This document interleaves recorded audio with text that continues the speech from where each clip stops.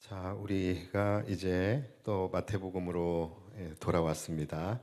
자, 오늘 본문을 보면은 예수님께서 따로 제자들을 불러다가 이제 앞으로 일어나게 될 일에 대하여 이제 말씀을 하십니다.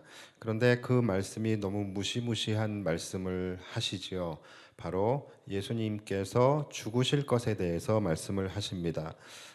이제 예루살렘에 올라가게 되면은 대제사장들과 또 서기관들에 의해서 조롱과 핍박을 당하게 되고 또 로마 군인들에 의해서 채찍을 맞으시며 결국은 십자가에 달려 죽게 되실 것을 말씀을 하세요. 예수님은 완전한 인간이셨습니다. 그래서 인간이 느끼는 모든 것을 함께 느끼셨어요.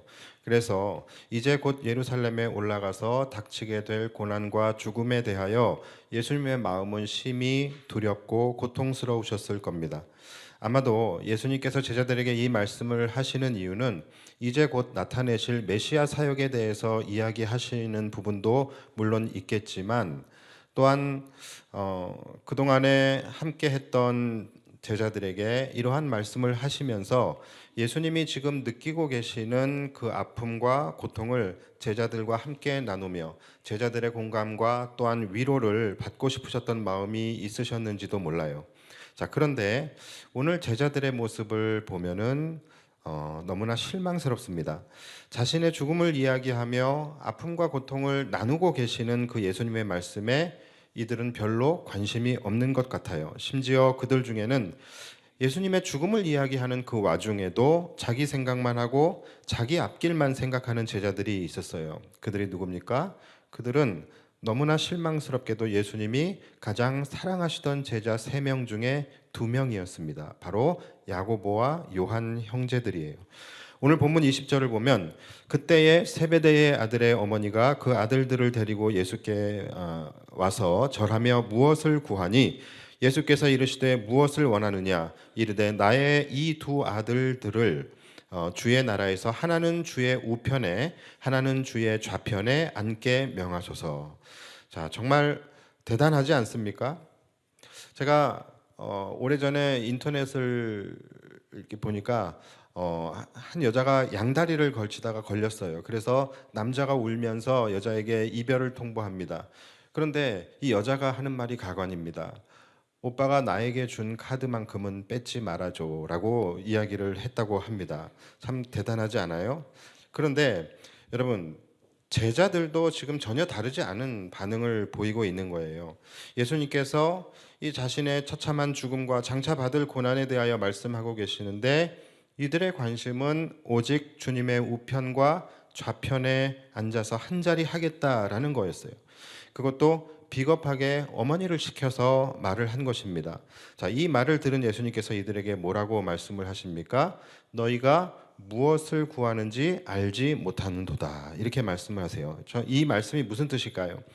너희가 내 마음을 그리고 또 내가 행하여야 할 메시아의 사역을 그리고 또 내가 이루어야 할 이 십자가의 사역 이 모든 것들을 너희가 조금이라도 이해하고 헤아렸다면 어떻게 이런 것을 구할 수 있겠느냐라는 거예요. 너희가 정말 나를 사랑하는 마음으로 나의 좌편, 나의 우편에 앉기를 원하는 것이라고 한다면 너희가 내가 마시는 이 고난의 잔을 함께 마실 수 있겠느냐라고 물어보시는 것입니다. 자, 그것이 오늘 본문 22절이에요. 예수께서 대답하여 이르시되 너희는 너희가 무엇을 구하는지 알지 못하는도다. 내가 마시려는 잔을 너희가 마실 수 있느냐? 그들이 말하되 할 수 있나이다. 이렇게 이야기를 해요. 자, 이들은 과연 진짜로 주님이 마시는 고난의 잔을 마실 수 있을까요? 아니, 주님이 마시려는 잔이 무엇인지 알기나 할까요? 관심이나 있을까요? 자, 우리는 아니라는 것을 이미 알고 있습니다.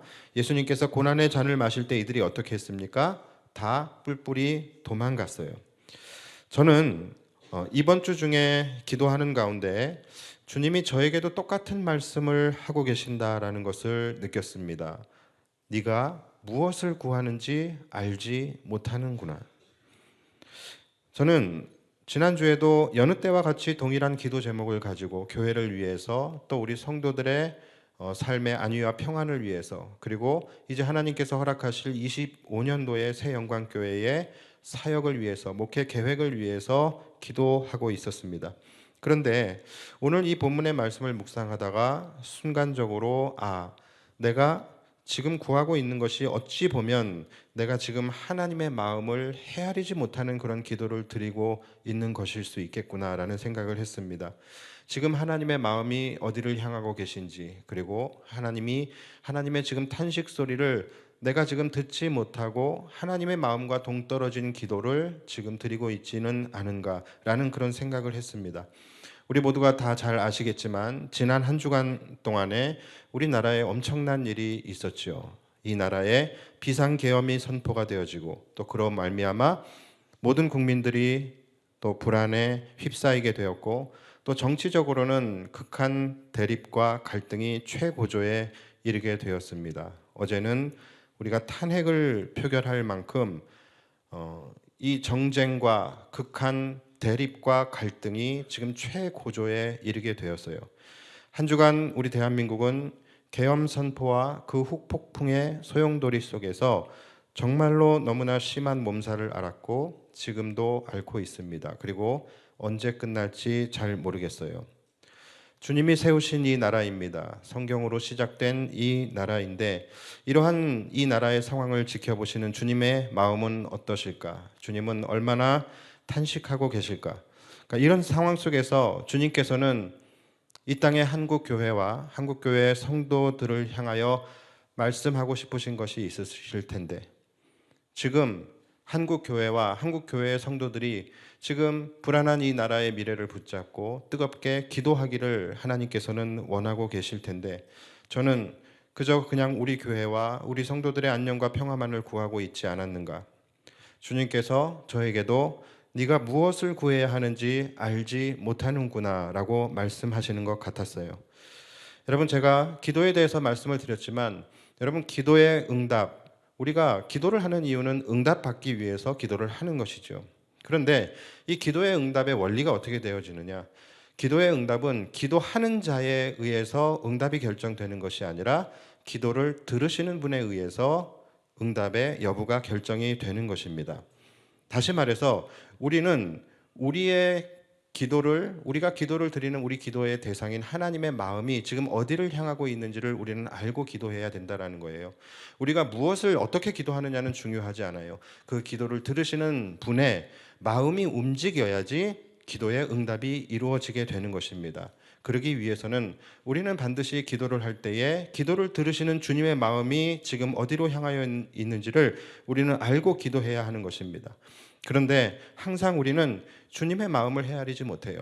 우리는 주님의 마음을 헤아리지는 못하면서 주님은 우리의 상황을 헤아려 주시기를 원하는 그런 기도를 드리게 됩니다. 그렇다면 과연 주님의 마음이 움직이실 수 있겠습니까?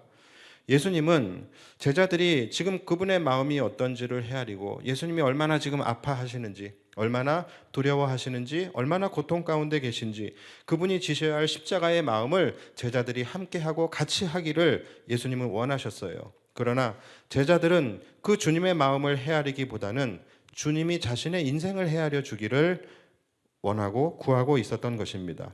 주님이 죽으시는 것에는 관심이 없고 자신들이 사는 것에만 관심이 있었고 자신들이 높아지는 것에만 관심이 있었던 것입니다. 여러분, 오늘날 혹시 우리의 기도도 이러하지는 않습니까? 우리는 하나님 앞에 기도한다고 앉아서 기도를 시작하지만 내가 지금 기도하고 있는 이 시점에 현재 하나님의 마음이 어디를 향하고 계시는지, 주님이 지금 아파하고 계시는 부분이 어떤 부분인지, 주님이 지금 탄식하고 계시는 부분은 어떠한 부분인지, 나에게 주님은 무엇을 말씀하고 계시는지 여기에 대해서 생각해 보며 주님의 마음을 헤아리는 그러한 기도를 드려본 적이 있으십니까? 아니면 주님의 마음에는 별 관심이 없고 그저 내가 하고 싶은 말만 주구장창 쏟아내다가 내가 주님과 깊은 교제를 나누었다고 착각하며 스스로 뿌듯해하며 기도의 자리를 일어나고 계시지는 않으십니까? 여러분, 우리가 사람을 만나고 사람과 관계를 하고 사람과 대화를 할 때도 우리는 상대방의 마음을 살피면서 대화를 합니다. 상대방의 마음을 배려하면서 그와 관계를 갖게 됩니다. 만약 내가 누군가에게 부탁을 하고 요청을 해야 할 때에는 더더욱 상대방의 마음을 살피게 되지 않겠습니까? 우리가 한낱 사람에게도 그렇게 하는데 우리가 가장 높으신 주님 앞에서는 그렇게 하지 않는다라는 거예요. 지금 주님의 마음이 어떠한지는 우리의 마음에 관심이 없고 우리가 그것을 헤아리려고 하지도 않고 궁금해하지도 않아요. 그냥 주님은 내가 말하는 것만 들으시면 된다라는 생각으로 기도를 하게 됩니다.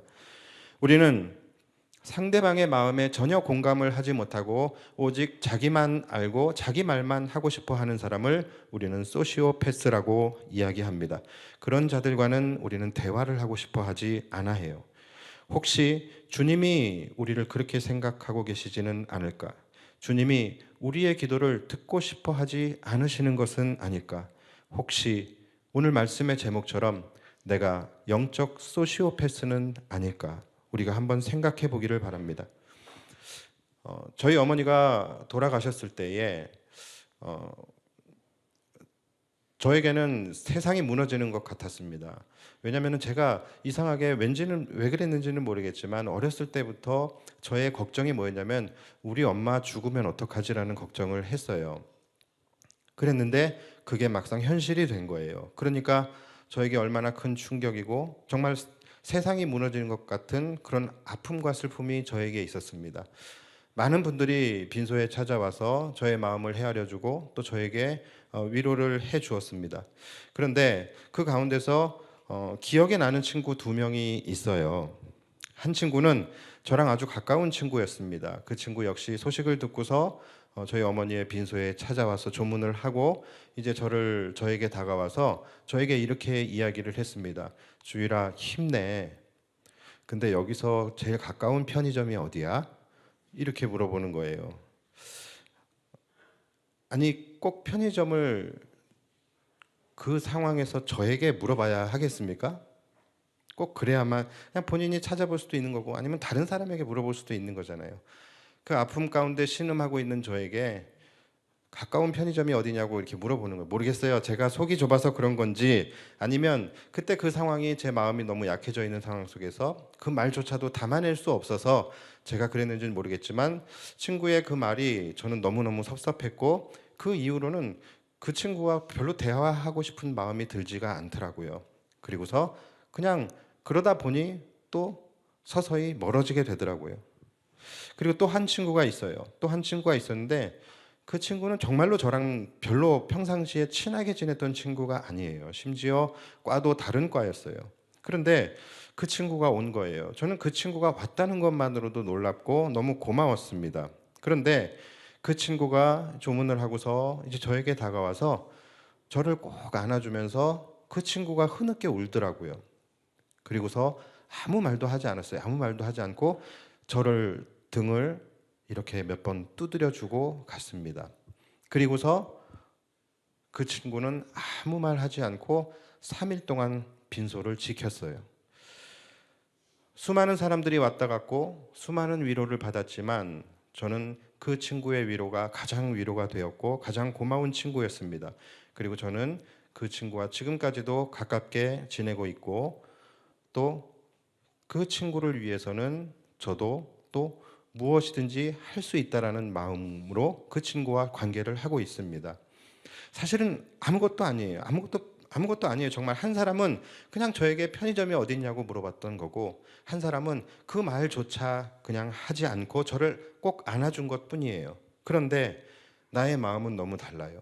나의 마음 속에는 나를 공감해주고 나의 아픔을 함께 나누었다라는 것. 그것이 저에게 그렇게 크게 느껴지는지 몰랐어요. 이거 하나 때문에 저는 지금도 그 친구와 좋은 관계를 유지하고 있고 앞으로도 그 친구에게 무슨 일이 있을 때 저 또한 언제라도 발벗고 나설 준비가 되어 있습니다. 여러분, 우리가 예수님을 나의 친구라고 많이 고백을 합니다. 그리고 찬양 중에서도 예수님은 나의 친구라는 찬양이 많이 있어요. 자, 우리가 이렇게 예수님을 나의 친구라고 고백을 하는데 그렇다면 여러분은 예수님에게 어떤 친구이십니까? 우리는 주님이 나의 친구가 되어 주기만을 바라지 내가 주님의 어떤 친구가 될까에 대해서는 고민하지 않아요. 좀 더 정확히 이야기하면 주님이 내가 필요할 때 내 곁에 있어주는 나의 친구가 되어주기를 원하지 내가 주님의 친구가 되어주기는 원하지 않는 것 같아요. 여러분은 주님의 어떤 친구이십니까? 주님이 지금 아파하고 계시는데 심지어 나 때문에 아파하고 계심에도 불구하고 대뜸 찾아가서 내 할 말만 하고 내 부탁만 하고 돌아오는 그런 친구이십니까? 아니면 먼저 나의 친구 대신 주님의 마음을 헤아리려고 하고 주님의 아픔을 함께 나눌 수 있는 그런 친구이십니까? 예수님은 과연 어떤 친구와 더 깊이 교제하기를 원하실까요? 예수님께서 너에게 무슨 일이 있을 때 내가 발벗고 나서서 도와줄 거야 라고 그렇게 생각하시는 친구는 지금 여기 계신 우리들 가운데 누구일까요? 여러분, 우리가 신앙생활을 할 때에 가장 중요한 것은 주님과의 관계입니다. 그런데 그 관계라는 것은 상대의 마음을 얼마나 잘 헤아리고 얼마나 잘 배려하느냐, 이러한 부분에서 관계라는 것이 쌓여지게 되는 것이죠. 과연 우리는 주님과의 얼만큼의 친밀한 관계가 지금 형성되어져 있으십니까? 물론 기도라는 것은 나의 구할 것을 아뢰는 시간이 기도이기도 하지만 그러기 위해서 그보다 먼저 이루어져야 할 것은 기도의 자리에 앉아서 먼저 주님의 마음을 살피고 헤아리는 것입니다. 지금 주님의 마음은 어떠하신지, 지금 그분의 마음이 무엇을 향하고 계시는지, 지금 그분의 시선이 어디를 향하시며 지금 주님은 무엇 때문에 아파하시고 무엇 때문에 탄식하고 계시는지, 지금 주님의 눈물이 떨어지는 곳이 어디인지, 제자들이 자신들이 구할 것을 말하기 이전에 먼저 주님은 십자가에 대하여 그들에게 말씀하신 것처럼 내가 나의 구할 것을 주님께 구하기 이전에 나에게 먼저 말씀하시는 그 주님은 어떤 말씀을 나에게 하고 계시는지, 여러분, 이러한 것들을 생각하는 것, 그것이 바로 기도입니다. 그럴 때 우리의 기도에 주님의 마음도 움직이실 수 있는 거예요. 인지상정이라는 말이 있죠. 사람이라면 마땅히 가지게 되는 일반적인 감정, 그것을 우리는 인지상정이라고 합니다. 사람이 어떨 때 화가 나고 또 어떨 때 섭섭해하고 어떨 때 아픔을 느끼며 어떨 때에 어떤 마음으로 어떻게 반응하게 되는지, 이런 것들이 인지상정이에요. 여러분, 그런데 중요한 것은 하나님도 인격적인 하나님이시기 때문에 우리의 어떠한 행동에 동일한 감정을 느끼시고 동일한 반응을 하신다라는 거예요. 신이신 하나님이시죠. 신이신 하나님께서 인간과 교통하실 수 있는 이유는 바로 그 하나님이 인격적인 하나님이시기 때문에 가능한 것입니다. 하나님이 인격적인 하나님이시기 때문에 우리의 마음을 헤아려 주실 수 있는 거예요. 하나님이 인격적이시기 때문에 우리의 아픔에 공감해 주실 수 있는 거예요. 하나님이 인격적이시기 때문에 우리의 상황을 이해하시고 우리를 바라보시며 때로는 안타까워하시고 때로는 우리의 고통에 함께 아파하시고 때로는 우리의 죄악을 바라보며 오래 참아주시기도 하는 것입니다. 만약에 하나님이 인격적인 하나님이 아니시라고 한다면 여러분, 이 자리에 이렇게 멀쩡히 있을 수 있는 사람이 누가 있을 수 있겠습니까? 이미 우리는 심판을 받았을 거예요. 이처럼 하나님이 인격적으로 우리를 만나 주신다는 것은 우리에게 더할 수 없는 놀라운 축복입니다.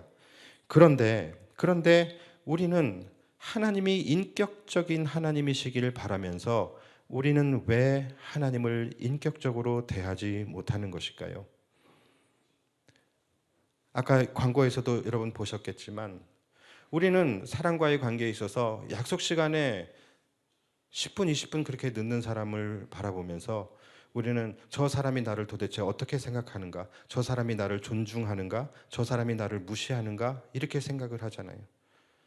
그런데 우리는 높으신 주님과 만나는 그 자리에서 우리는 왜 늦게 오면서도 전혀 일말의 죄책감이 없는 것일까요?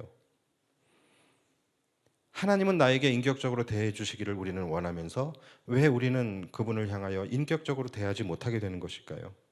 우리는 왜 기도할 때마다 주님이 내 마음을 공감해 주시고 헤아려 주시기를 원하면서 왜 우리는 기도할 때 주님의 마음을 공감해 드리고 헤아려 드리는 것은 하지 못하는 것일까요? 왜 우리는 주님이 내 뜻을 이루어 주기를 원하면서 우리가 주님의 뜻을 이루어 드리는 것은 왜 그렇게 하지 못하는 것일까요? 주님은 내 친구가 되어주기를 그렇게 원하면서 왜 나는 주님의 친구가 되어주려고 하지 않는 것일까요? 과연 우리 가운데 주님께서 정말 너밖에 없다, 너 참 귀하다, 내 마음을 헤아려 주셔서 너무 고맙다, 너가 진짜 나의 친구다 라고 하실 수 있는 사람은 우리 중에 누구일까요? 우리 교회에 지난 한 5개월 정도 부교육자가 없었습니다. 그 5개월 동안 나름 혼자서 그런 것들을 감당하느라 힘들었습니다. 자, 교회 안에서 그 5개월 동안 여전히 얼마나 많은 사람들이 교회를 드나들고 오고 가고 또 그 가운데서 얼마나 많은 대화들이 오고 갔겠습니까? 그런데 그 중에서 정말로 딱 한 분만 저에게 찾아오셔서 목사님, 교역자도 없이 혼자서 이렇게 전전긍긍 하시는데 얼마나 힘드세요? 이렇게 말씀을 하시더라고요. 그런 말을 제가 한 번도 바란 적이 있었던 것은 아니었지만 막상 그 말을 듣는데 눈물이 나오더라고요. 그리고 제가 결심했어요. 내가 남은 인생 저자를 위해서 목회하리라. 그 힘든 기간들 동안에 다들 자기가 하고 싶은 말들은 많이 하고 자기가 섭섭한 것을 말하는 사람들은 너무나 많았지만 한낱 부족한 목회자의 마음을 헤아려주는 그 한 분, 그 한 분이 저에게는 너무나 귀하게 여겨졌습니다. 여러분, 주님의 마음도 이와 같지 않을까 생각을 해봅니다. 물론 우리 교회 분들 중에서 겉으로는 말은 하지 않았지만 묵묵히 교역자의 빈자리를 채우기 위해서 또 교회가 흔들리지 않도록 각자 역할을 감당해 주신 우리 간사님들을 비롯하여 많은 평신도 사역자들이 있었습니다. 그분들 때문에 우리 교회가 평안할 수 있었고, 그래서 저는 이 시간이 참 귀하다고 느꼈습니다. 이 시간 하나님께서 허락한 시간이구나. 왜냐하면 이 시간을 통해서 우리 교회가 더욱더 단단해졌고 또 이 시간을 통해서 또 너무나 귀한 일꾼들이 세워졌기 때문에 그래요. 그런데 제가 느꼈던 그러한 마음들이 예수님도 동일하게 느끼시지 않을까? 예수님에게 찾아오는 사람들이 얼마나 많이 있겠습니까? 전 세계적으로 예수님을 믿는다고 하는 자들, 예수님께 기도한다고 하는 자들이 얼마나 많이 예수님께 찾아가 문을 두드렸겠습니까? 그런데 그 많은 사람들 중에서 과연 예수님의 마음을 헤아리는 사람은 얼마나 되었을까? 그리고 그러한 사람이 있을 때 예수님의 마음은 얼마나 기쁘셨을까? 우리가 이러한 부분들을 좀 한번 생각해 봤으면 좋겠습니다. 사랑하는 여러분, 우리는 주님이 찾으시는 그 한 사람, 그 예배자가 되기를 소망한다고 우리는 고백하고 찬양도 합니다. 그런데 여러분, 정말로 주님이 소중히 여기시며 찾으시는 그 한 사람은 누구일까요? 어떤 사람일까요? 바로 주님의 마음을 헤아리는 그 한 사람, 그 한 사람을 주님은 찾으시는 거예요. 저는 은혜도 응답도 그들의 것이라고 생각합니다. 자, 다른 제자들은 그러면 좀 달랐을까요? 자, 오늘 본문 24절을 보시면 열 제자가 듣고 그 두 형제에 대하여 분히 여기거늘, 자, 이렇게 말씀하고 있어요. 그러니까 제자들이 이 소식을 알고 야고보와 요한을 향하여 막 비난을 하고 화를 냈다라는 거예요. 자, 여러분, 이들이 왜 분히 여겼을까요? 이들이 왜 분히 여겼을까요? 자, 여러분, 이렇게 한번 생각해 볼까요? 만약에 이 송파 지역과 가밀 지역에 어떤 사람이 있는데 그 사람이 요리를 너무 잘한대요. 요리를 기가 막히게 막 미슐랭 막 3스타 막 나오고 막 흑백 요리사에도 나오고 막 그랬대요. 자, 여러분, 제가 그 소식을 들었을 때 제 안에서 분이 날까요, 안 날까요? 분이 나요, 안 나요? 전혀 나지 않아요. 그렇죠? 왜요? 저는 요리에 관심이 없어요. 요리한 거에만 관심이 있어요. 저는 관심이 없기 때문에 전혀 분이 나지 않습니다. 이 지역에 어떤 사람이 있는데 축구를 너무 잘한대요. 자, 제가 그 소식을 들었을 때 분이 날까요? 나지 않을까요? 분이 전혀 나지 않아요. 저는 뛰는 거 싫어해요. 그런데 만약에 이 지역에 설교를 너무너무 잘하시는 목사님이 계신데요. 제가 분이 날까요? 안 날까요? 저를 뭘로 보시는 거예요? 분이 나지는 않아요. 그러나 질투는 나요. 왜 그럴까요? 그분이 추구하시는 것과 제가 추구하는 것이 같기 때문에 그래요. 사촌이 땅을 샀는데 왜 멀리 있는 내가 배가 아파요? 그가 추구하는 것을 나도 추구하고 있었기 때문에 그런 것이죠. 그런 것 아니겠습니까? 여러분, 제자들이 분을 낸 이유가 뭘까요? 제자들의 마음속에 분이 일어난 이유가 뭡니까? 결국은 그들 역시 도찐 개찐이었다라는 거예요. 그들 역시도 예수님의 마음을 이해하기보다는 자신의 영달에 관심이 더 많았던 거예요. 그러니까 화가 나는 거예요. 그러니까 여러분, 내가 지금 내가 좀 어디에 집착하며 살아가고 있느냐, 여러분 이것을 알고 싶다라고 한다면 내가 어느 부분에서 지금 예민해지고 있는지, 또는 내가 어떤 상황에서 화가 치밀어 오르는지, 여러분 그것을 보면은 알 수 있어요. 내가 유난히 먹는 것에 내가 예민하고 먹는 것 때문에 내가 자주 화가 난다. 나는 하나씩 먹는데 저 사람은 두 개씩 먹는 게 막 너무 막 화가 나. 그래서 막 테이블 치면서 한 번에 하나씩만 먹어. 막 이렇게 이야기를 한다. 그럼 나는 어디에 집착하는 사람이에요? 먹는 거에 집착하는 사람인 거예요. 내가 다른 거는 괜찮은데 나는 돈에 관련된 일에 이상하게 화가 많이 난다. 돈에 관련된 일에 내가 예민하다. 그러면 그 사람은 물질에 집착하는 사람인 것입니다. 오늘도 광고에 다음 주에 우리가 주정헌금과 선교헌금 작정을 한다라는 광고가 나왔어요. 이 공지를 듣고서 대부분의 성도님들은 당연히 마땅히 내가 하나님의 백성으로 하나님 앞에 감사하는 마음으로 내가 참여해야지라는 마음을 가지고 있습니다. 그런데 또 몇몇 분들 중에서는 아니 헌금을 자율적으로 하게 하지 않고 왜 작정을 하게 하느냐 이러면서 예민해 하시는 분들이 있어요. 그런데 여러분 전혀 예민할 일이 아닌 거예요. 여기에 만약에 예민하게 반응을 했다라고 한다면 그분은 물질에 예민한 분일 수 있는 것이죠. 전혀 이것은 예민한 것이 아닙니다. 자율적으로 작정하시면 되는 거예요. 예, 자율적으로 작정을 하시면 돼요. 우리가 작정을 하는 이유는 이 헌금이라는 것이 우리가 적선하는 것이 아니잖아요. 우리가 왕 대신 하나님 앞에 올려드리는 거룩한 예물로 드리는 것입니다. 그렇기 때문에 우리가 물질을 드리기 전에 먼저 마음을 구별하여 드리겠다라는 의미로 작정을 하는 거예요. 혹시라도 우리가 하나님 앞에서 실수하고 경홀히 여기는 예물이 될 수 있기 때문에 그렇게 되지 않기 위해서 우리가 먼저 마음을 구별한다라는 의미로 작정을 하는 것입니다. 우리가 작정을 하는 가장 큰 이유는 말 그대로 드리는 우리를 위해서가 아니라 받으시는 하나님의 마음이 기쁘게 하기 위해서 우리가 드리는 거예요. 하나님은 물질을 받으시는 분이 아니에요. 물질이 하나님 필요 없으시죠. 그러나 하나님은 우리의 마음을 구별하기를 원하시기 때문에 우리가 마음을 구별하여 먼저 작정을 하는 것입니다. 그러니까 이렇게 우리가 신앙생활을 할 때조차도 우리 안에는 알게 모르게 부지중에 내 마음에서 끓어오르는 것이 있어요. 하나님의 마음보다는 내 마음이 앞서고 내 마음이 먼저 판단을 하게 되고 내 마음이 우선시 될 때가 많이 있다라는 거예요. 여러분, 우리는 이것을 경계해야 합니다. 우리가 예배를 드릴 때에도 여러분들이 예배를 판단하는 그 기준 자체가 다 여러분들의 마음이에요. 그래서 화려한 조명과 화려한 사운드와 내 마음을 움직이는 내 마음을 이렇게 내 심장을 뛰게 하는 무언가가 있으면 이 예배 참 은혜롭다. 이 교회 예배 참 좋다. 이렇게 이야기를 합니다. 그런데 여러분, 좋은 예배와 안 좋은 예배는 우리가 판단하는 것이 아니라 하나님이 판단하시는 것입니다. 하나님의 마음에 기뻐야 좋은 예배인 거예요.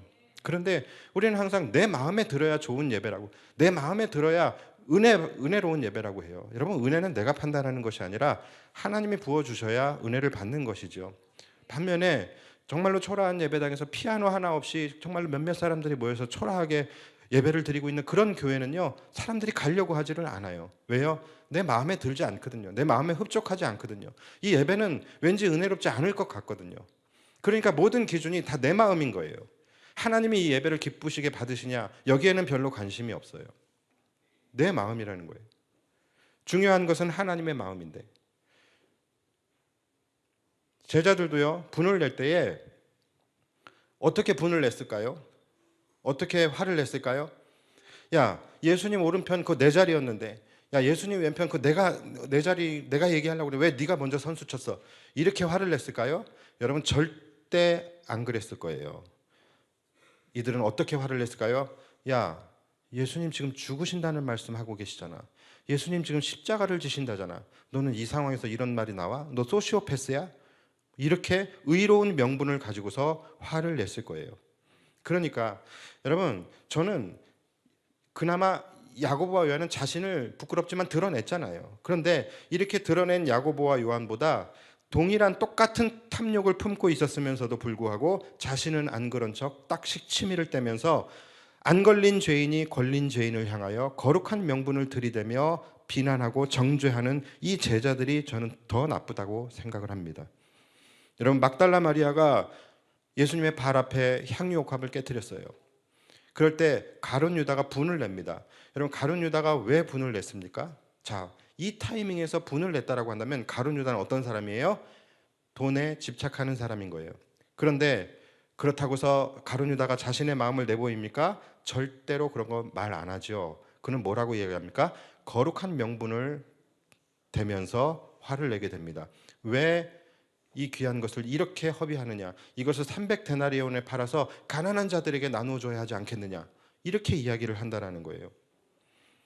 여러분, 내 마음 기저에 있는 그 추악함을 여러분 우리 자신도 모를 때가 많아요. 우리 자신도 내 안에 이렇게 추악한 것이 있었는지 속고 있을 때가 많이 있다라는 것입니다. 우리도 전혀 다르지 않다라는 거예요. 그래서 여러분, 우리는 내 마음을 먼저 드러내기 이전에 하나님의 마음이 어떠실까? 하나님의 마음을 들여다볼 수 있어야 되는 거예요. 우리는 내가 화가 난다는 이유로 하나님의 마음도 그럴 것이라고 단정하며 그렇게 생각할 때가 많아요. 그런데 여러분, 그렇지 않을 때도 많아요. 내가 화가 나는 이유는 의분이 아니라 그냥 내 안에 더러운 탐욕이 건드려졌기 때문에 화가 난 것일 수가 있어요. 주님의 마음은 그렇지 않을 수 있다는 거예요. 그러니 함부로 판단하고 함부로 정죄하지 마십시오. 내가 잘못됐다라고 정죄하는 그것이 하나님이 기뻐하시는 것일 수도 있는 거예요. 시므이라는 사람이 다윗을 따라다니면서 다윗의 면전화되고 다윗을 저주했습니다.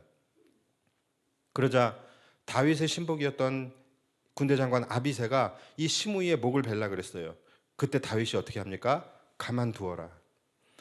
다윗의 마음속에도 이 시므이라는 사람이 밉지 않았겠습니까? 자신을 면전에다 대고 저주하고 있는데 밉지 않았겠어요? 죽이고 싶은 마음이 있었을 수도 있어요. 그러나 다윗은 그렇게 하지 않아요. 자기의 마음이 앞서기 전에 먼저 가만두어라.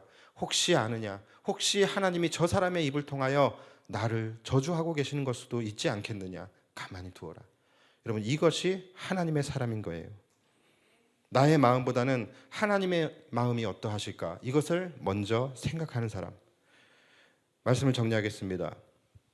여러분, 예배를 드리시고 또 하나님 앞에 기도를 드리실 때에도 내 마음이 앞서려고 하는 그 함정을 여러분 조심하십시오.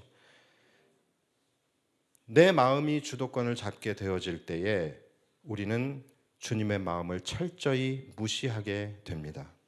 그래서 내 마음이 앞설 때 우리는 예배자가 아니라 예배를 판단하는 자가 돼버려요. 내 마음이 앞설 때 우리는 기도를 할 때에도 주님의 마음을 헤아리기보다는 나의 정욕만을 구하는 기도를 드리게 되는 것입니다. 하나님을 믿는 사람이라고 하면서, 하나님을 사랑하는 사람이라고 하면서, 하나님을 친구라고 하면서, 하나님과 교제한다고 하면서 하나님의 마음에는 전혀 관심이 없고 하나님의 마음에 전혀 공감을 하지 못하는 영적 소시오패스가 되지 않기를 바랍니다. 항상 나의 마음보다는 하나님의 마음을 살피시고 하나님의 마음이 있는 그곳에 나의 마음이 있고 하나님의 눈이 바라보시는 곳을 나의 눈도 바라보고 하나님의 눈물이 머무는 곳에 나의 눈물도 있게 되어주는, 그래서 주님이 내 안에, 내가 주님 안에 거하는 그러한 삶이 되시기를 주님의 이름으로 축복합니다. 여러분, 그것이 주님과의 동행이에요. 기도할 때 내 기도 하셔야죠. 내 기도 하셔야 되는데 내가 내 기도를 하기 위해서 주님 앞에 엎드렸을 때 먼저 하나님의 마음을 헤아리십시오. 여러분, 지금 하나님은 이 나라를 바라보며 탄식하고 계십니다. 그렇다라고 한다면 우리는 잠시 내 기도를 내려놓고 이 나라와 민족을 위해서 뜨겁게 눈물로 기도해야 하는 것입니다. 내 기도해야지요. 그러나 먼저 내가 주님의 마음을 헤아렸을 때 주님의 마음이 지금 2025년도 새 영광교회를 바라보시며 꿈을 꾸고 계셔요. 그렇다라고 한다면 우리 성도들은 지금 내 기도 잠시 내려놓고 새 영광교회의 비전을 놓고 함께 우리가 기도해야 할 때이라는 것이죠. 여러분, 그럴 때에 우리의 기도가 응답되어지는 것이죠. 그럴 때에 하나님의 마음이 움직이시는 거예요. 그래서 정말로 우리가 하나님의 마음을 기쁘시게 하는 교회, 그리고 하나님의 마음을 시원케 해드리는 성도들이 되어 주시기를 주님의 이름으로 축복합니다. 기도하겠습니다.